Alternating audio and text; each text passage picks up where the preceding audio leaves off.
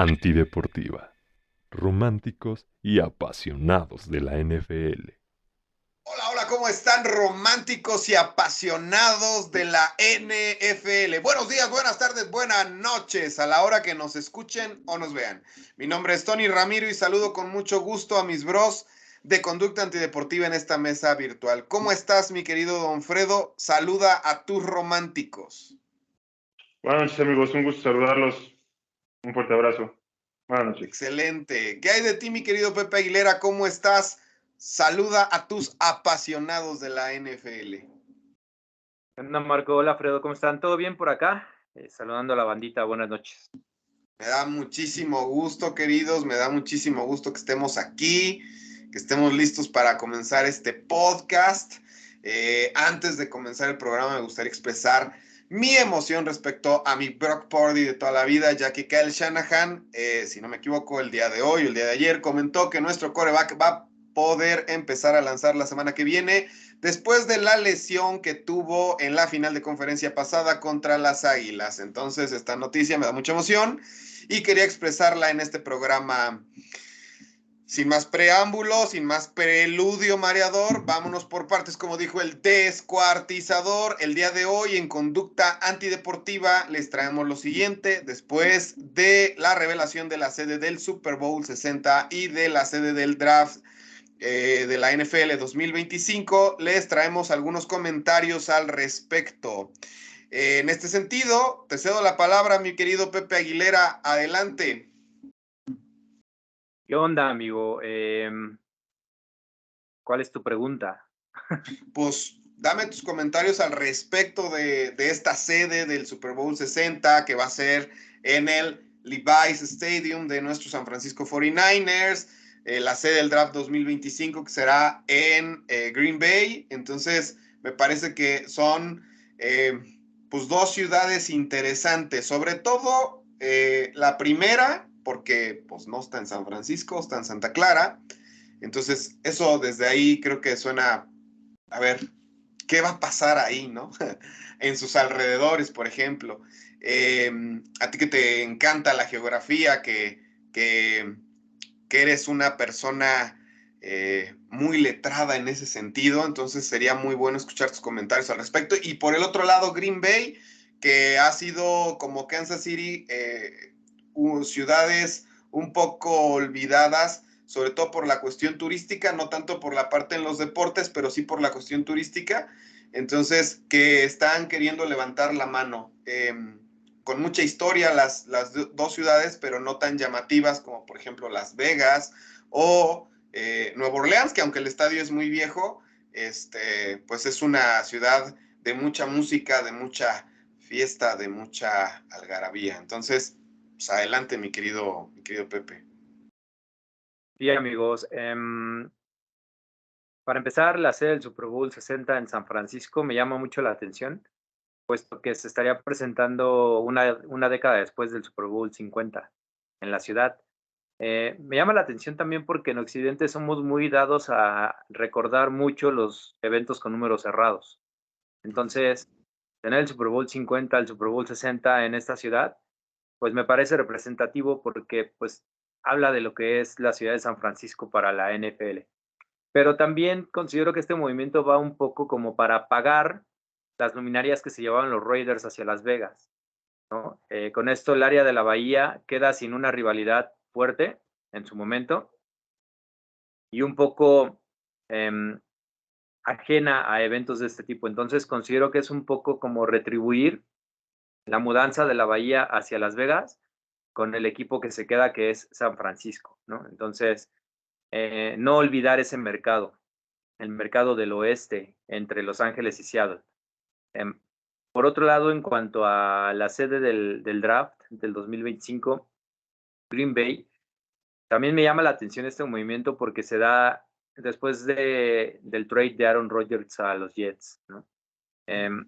Tras que en Kansas City, por ejemplo, el draft de este 2023, tenemos la designación de la sede en el auge de los Chiefs, habiendo sido campeones del Super Bowl, llevas el draft a Green Bay en una época que para mí va a ser de reconstrucción, con Jordan Love y con un roster que no está a la altura de los Packers, que jugaron 3 finales de conferencia consecutivas. Entonces, posiblemente me voy a aventurar a decir que en 2025 podamos tener a los Packers en una ronda alta y que de locales seleccionen a un jugador que se espere que cambie la historia de la franquicia, de la historia reciente de la franquicia. Entonces me aventuro, hago un pick, tendrán una selección alta posiblemente para que la ciudad tenga un poquito el auge o la emoción del draft, ¿no? Ya en Kansas City este año lo tuvimos por el hecho de ser campeones.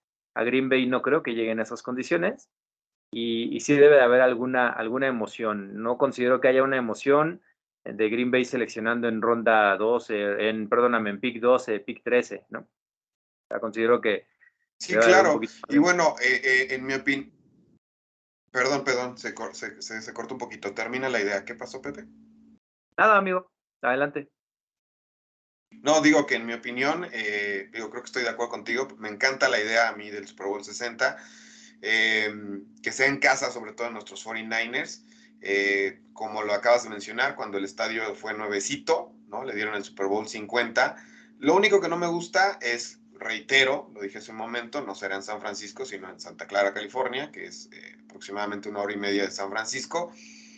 Es decir, que la historia, ¿no? Esa historia y la parte turística, pues está bastante retirada, ¿no? Retirada de esta zona. Además, lo que habrá para el consumo de los fans prácticamente será dentro del estadio. Digo, lo fue en el 50, creo que ahora en el 60 no sé cuánto haya cambiado Santa Clara, pero creo que todo va a radicar dentro del mismo estadio, ¿no? Y a lo mejor una cuadra a la redonda, ¿no? No creo que haya mucho, reitero, en esta área. Es importante aquí, señores, pues señalar que nos dan eventos para estar de manteles largos, justo como lo dice Pepe, la parte occidental de 10, 20, 30, 40, 50, ¿no? Pero pues medio siglo de Super Bowls jugados, ¿no? Como el Super Bowl 50 nos lo dieron, y ahora para celebrar 10 años más de este gran evento. Entonces, pues a mí me late, ¿no? Lo único que no me gusta es esa parte, reitero, de la historia. Si me permiten dar mi top 3 de los Super Bowl, sin duda Nueva Orleans es el número 1, Las Vegas el número 2 y Santa Clara el número 3. Nueva Orleans por la música, señores, la historia y todo lo que gira en torno a la NFL, Las Vegas por las atracciones y el estado tan lujoso, y San Francisco, reiterando de que mientras no sea en San Francisco el lugar real, pierde la magia que rodea a los de la Bahía. Mi querido Fredo, ¿algo al respecto sobre este tema que nos quieras compartir? Sí, muy interesante. La NFL está considerando el estado de los 49ers como un recinto importante para Super Bowls que van a pasar a la historia, porque recordemos que el 50, a pesar de que muchos hablan de la calidad de juego entre Broncos y Panthers, me pareció muy interesante el retiro de Peyton Manning en ese estadio y que ha tenido la exclusiva, precisamente Santa Clara. En el número 60, me parece que también la NFL y las circunstancias va a ser para algo histórico. Y recordemos, me parece que la NFL está tomando más en cuenta la situación geográfica y el lugar de plusvalía en donde se van a llevar a cabo los Super Bowls.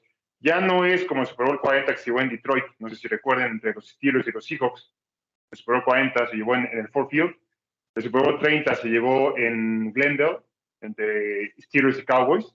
Entonces, me parece que los números cerrados, como dice mi tocayo, llevan un mensaje, ¿no? De que la NFL pretende albergar un momento de grandeza de jugadores, de franquicias, porque recordemos que en el Super Bowl 30 fue el último Super Bowl que ganaron los Dallas Cowboys a los Steelers. El Super Bowl 40 fue el retiro de Bill Cowher y de Jerome Bettis. Ahí ganaron los Steelers su 5º anillo. El Super Bowl 50 el retiro de Peyton Manning, evidentemente. Entonces, el Super Bowl 60 pues tiene tintes de que va a ser una sede muy interesante. Insisto, la NFL le está poniendo el ojo a Levi's. Entonces, yo creo que va a ser más que nada es congruencia. Es congruencia para lo que se está armando la NFL. Es totalmente congruente este movimiento. Me parece muy interesante. Y del lado de de que Green Bay vaya a ser sede, coincido muy bien con mi tocayo. Creo que los Packers, por el momento en el que están y las circunstancias en las que van a estar cuando llegue dicho draft, van a elegir en una ronda alta, porque realmente es un equipo en reconstrucción. Y realmente también la gerencia de Green Bay tiene que hacer algo al respecto, ¿no? Se va Rodgers, se va Adams, los Packers ni siquiera pueden con los Lions en la última semana. Entonces, la gerencia como tal está desesperada también porque Green Bay esté en el mapa, ¿saben? Entonces, yo que, si me preguntas de la serie Super Bowl 60 y el draft del siguiente año, son movimientos totalmente congruentes, amigos. Es cuanto a lo que tengo que decir. Muchas gracias, mi querido Fredo. En cuanto a tomar a Green Bay como sede para el draft de NFL 2025, considero que buscan estas ciudades perdidas por Dios para ir tomando relevancia. Bueno, aparte de los comentarios que ustedes dicen respecto al NFL, para mí es para ir tomando relevancia turística más allá de sus estadios, como lo dije al principio. Honestamente, si me preguntas, sí me llama la atención, aunque sea por el morbo de ir a ver qué va a ofrecer la ciudad para los fanáticos de la NFL. Va a ser muy interesante. Hasta les digo, me dan ganas de ir por allá. Bien, cambiando de tema, me gustaría que abordáramos el comentario que hizo Alex Smith respecto a los coaches que tienen perfil defensivo y que tienen a su cargo el desarrollo de quarterbacks recién llegados a la NFL. De acuerdo con Vida por Yarda, el comentario fue el siguiente. Los head coaches que tienen mentalidad defensiva afectan a un quarterback joven, especialmente si tienen un inicio complicado.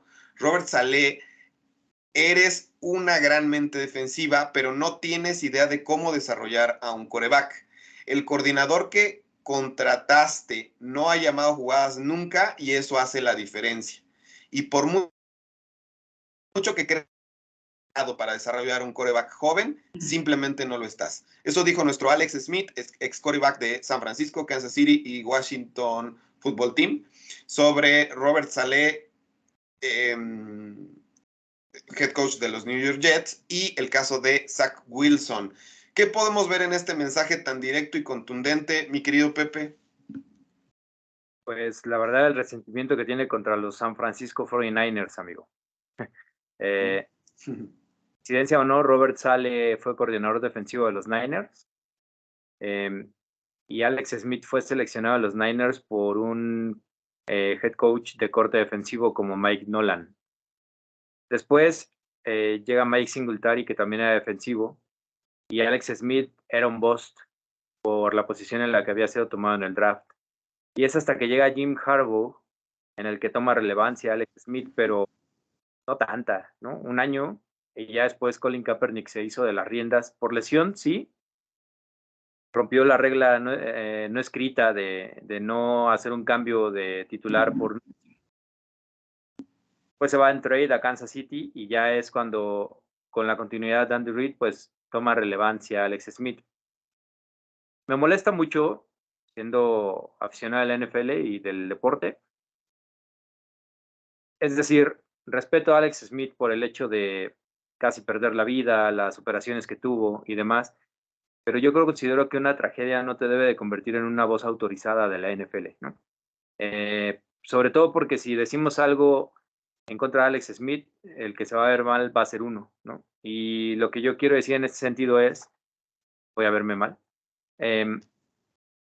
pues Alex Smith, no se nos olvide que fue una primera selección global y que realmente 2005. su carrera no fue, perdón, Fredo, 2005, ¿verdad? Año 2005.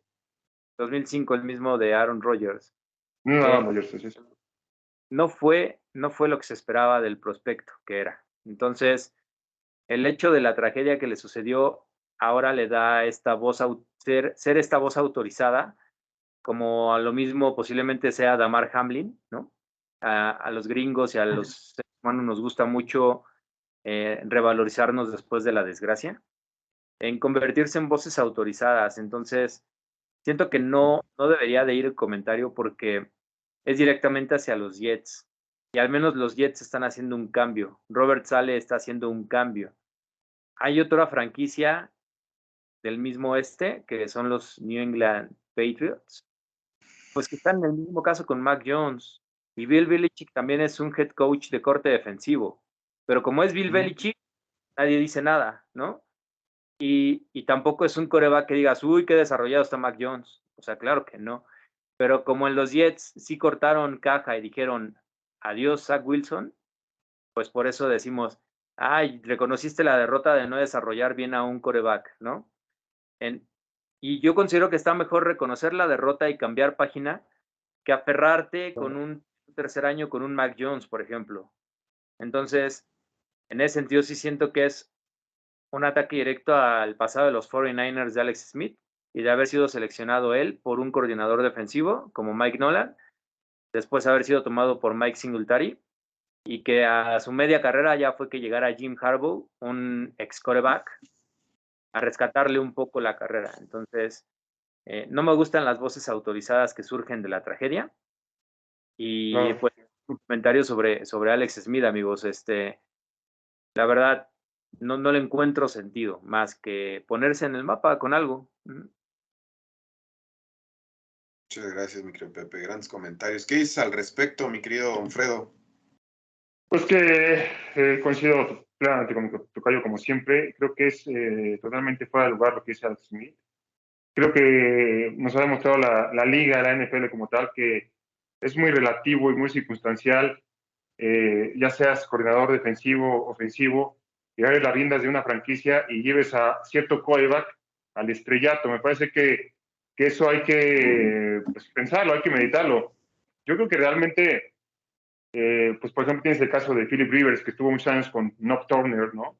Un tipo con mente defensiva netamente, y que decías tú, bueno, los Chargers es un equipazo, Ryan Tomlinson, Vincent Jackson, Philip Rivers, Antonio Gates, pero tienen un head coach defensivo, ¿no? Entonces, no les alcanzaba con ese equipazo para dar el siguiente paso. Me parece que Alex Smith, como bien dice mi tocayo, tuvo la suerte, porque lo voy a decir, tuvo la suerte de que a mitad de su carrera llegara Jim Harbaugh, ¿no? Un tipo totalmente atrevido, ¿no? En el coacheo, que tuvo impacto directo en su primer año. Recordemos que perdieron una final de conferencia por Kyle Williams contra los New York Giants. Entonces, al año siguiente, pues ocurre lo de Colin Kaepernick y la mente ofensiva de Jim Harbaugh y el arrebato que tiene a la hora de coachear, pues convierten a Colin Kaepernick en una superestrella también. Así que de los mejores juegos en mi vida que he visto de un quarterback, el mejor performance que he visto, top 3 yo creo, las 181 yardas que le corrió a Green Bay Packers en el juego divisional de 2013. Claro. Entonces, yo creo que esto va más allá de que Alex Smith realmente tiene un pasado amargo con lo que viene dice mi tocayo, ¿no? Tiene esa espina clavada de que, o tiene ese trauma, más bien dicho, de que como lo seleccionó un tipo de corte defensivo, a lo mejor su carrera estuvo estancada por años, ¿no? Decías tú, como dice, tu carrera es un boss, ¿no? O sea, primera ronda, no pasa nada, los Niners con récords de perdedores netamente, pero llega un tipo con corte ofensivo y Jim Harbaugh, y dices, uff, cambia la dimensión de Alex Smith. Pero no es que Alex Smith haya sido una superestrella, sino que se acopló al sistema ofensivo que había en ese entonces de San Francisco, en este caso de Jim Harbaugh, y luego pues tuvo la mala suerte de lesionarse y que le caía la titularidad a Kaepernick. Se va a Kansas City, se va con otro genio ofensivo, se va con otro tipo que tiene una mentalidad ofensiva como es Andy Reid, que Andy Reid, pues bueno, no es esta carta de presentación, es un tipo que se te va a la yugular, ¿no? O sea, hizo estrellas a Donovan McNabb, a Michael Vick, que le dio su segundo aire, tiene a Alex Smith, los Chiefs, no les alcanzaba para llegar lejos en playoffs. Recordemos que perdieron partidos como contra los Colts, ¿no? Ganando por 20 tantos puntos, contra los Titans en casa, recuerdo en el 2018, con un pase que incluso le rebota y lo agarra Mariota y anota. Entonces, esas circunstancias, pues Alex Smith, pues no dio el siguiente paso, ¿no? O sea, era un quarterback administrador, seamos muy honestos, era un quarterback administrador. Y, pues bueno, te imaginas, te dije Jim Harbaugh, te dije Andy Reid, te dije incluso Ron Rivera en los Washington Football Team, pues son tipos con corte ofensivo y él se queda con eso, ¿no? O sea, realmente se queda con la ofensiva, pero yo creo que es muy circunstancial, insisto, como dije al principio, pues ¿quién les gusta que haya tenido repercusión positiva en la NFL? De corte defensivo, Bill Belichick, pero se tardó muchos años, ¿no? Entonces, pues es muy relativo, insisto, no me atrevería a decir que Alex Smith, como dice mi tocayo, es una voz autorizada, no lo es. Fue Comeback of the Year por la tragedia que le ocurrió, que la verdad admirable que la haya superado, pero al final no te da esa voz autorizada para decir que un head coach con antecedentes defensivos tenga la capacidad de desarrollar un quarterback. Me parece que está fuera de lugar eso. Y es cuanto lo que tengo que decir, amigos. Tenemos el ejemplo de Darwin, ¿no? Con Matt Ryan. Claro. Tenemos el ejemplo de Arquín, Es cierto, no es una ley, es muy circunstancial, es relativo. Estoy de acuerdo con ustedes y un poco, ¿no? Tal vez no con el comentario y la forma en la que expresa Alex Smith, pero estoy un poco de acuerdo, nada más en el siguiente sentido. Considero que sí es un poco más fluida una ofensiva, solo es un poco más fluida cuando el corte es ofensivo. Pero de acuerdo con lo que ustedes exponen, me quedo con lo que ustedes dicen.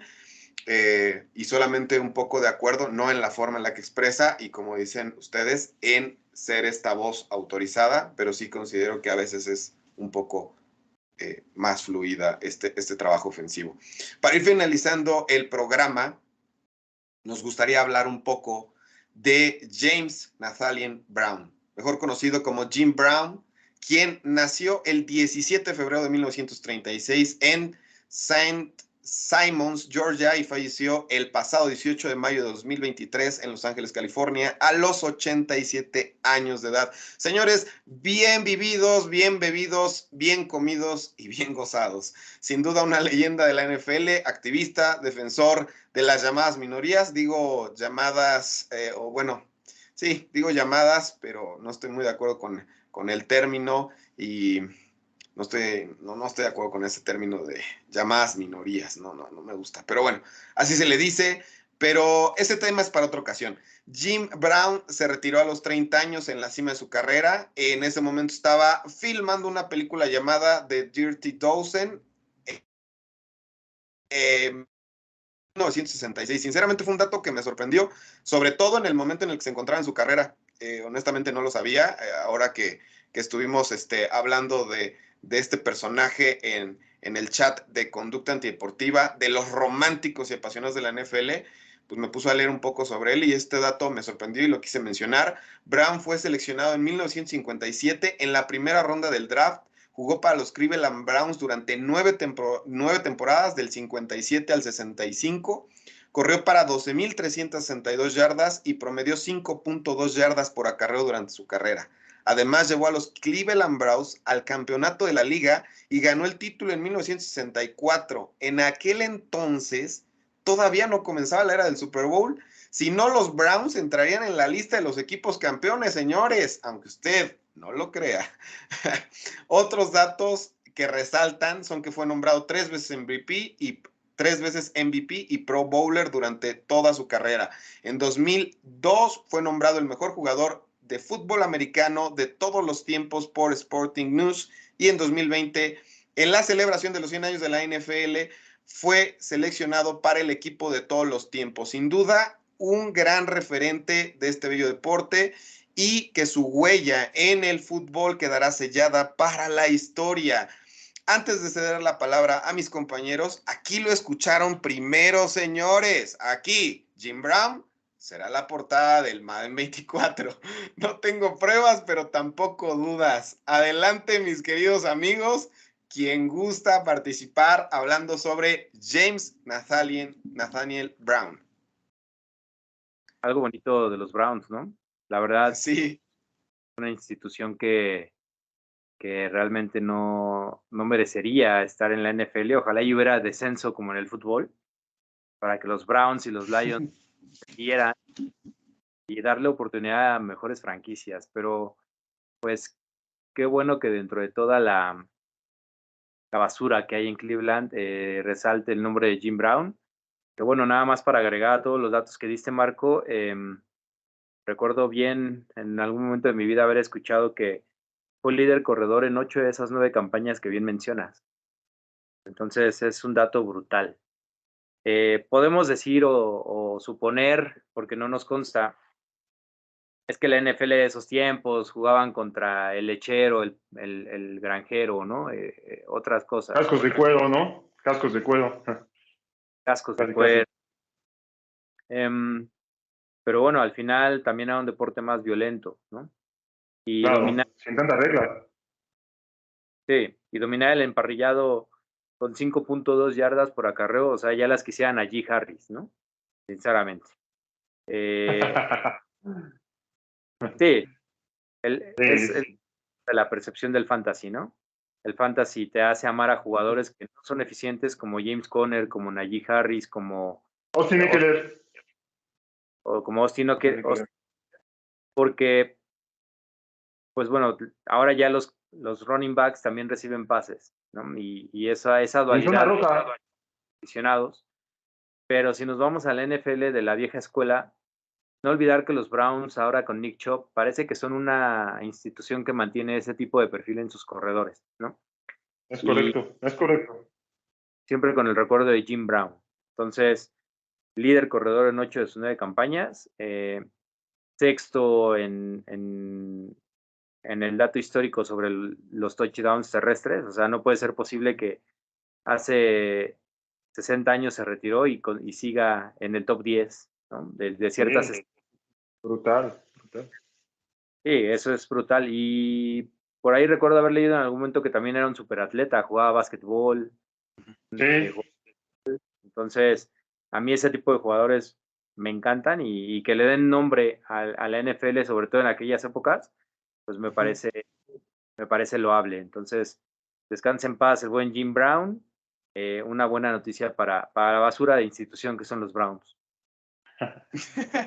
Totalmente de acuerdo, mi querido Pepe. Creo que hasta lacrosse jugaba, bueno, le hacía de todo. Mi querido Don Fredo, para ir cerrando este programa, algo al respecto sobre el gran Jim Brown. la palabra con la que relaciona a Jim Brown es celebridad. Celebridad porque también tuvo, pues, ahora sí que su carrera en Hollywood. Yo lo recuerdo muy bien, fíjense, en una película que hizo con Jack Nicholson, siendo presidente de Estados Unidos, Jack Nicholson, en una película de Ataque de los Marcianos. Una película loquísima, ya por los 90. Sale Chris Brosnan, sale Jack Nicholson. Es un buen elenco, ¿eh? Es un buen elenco. Y ahí sale Jim Brown. Y yo fue la primera vez que lo vi, honestamente. Investigué a futbolista, dije, acá estuvo en la NFL.